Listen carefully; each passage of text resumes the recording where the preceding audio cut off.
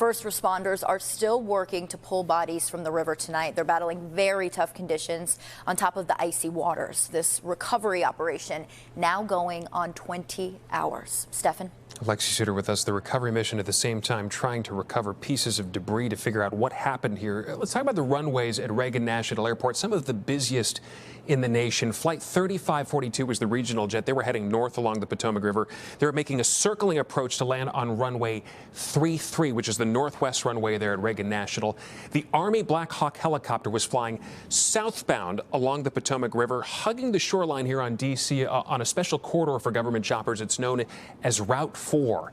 You can see the river's not very wide. There's not a lot of margin for error, and that's why many in the aviation community tonight are raising questions and concerns about how close this helicopter route is to hundreds of arriving airliners at Reagan National.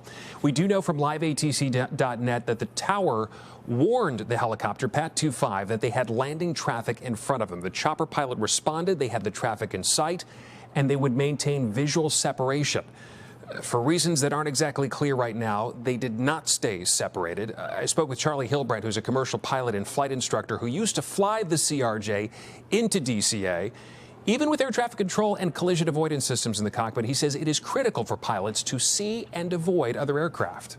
It is ultimately the pilot in command's responsibility to maintain separation from other aircraft. Ultimately, that responsibility falls on the pilot in command. And if you think of air traffic control, they are really like a tool or a system in place to aid all the pilots in command that are flying at any given time. So for a second, just put yourself in the cockpit. You're looking for other airplanes and helicopters, other traffic, at the same time trying to slow the airplane down, configure it for landing, putting the landing gear down, the flaps, running the checklists. It's essentially the definition of task saturation, a lot going on all at once and in the middle of the night.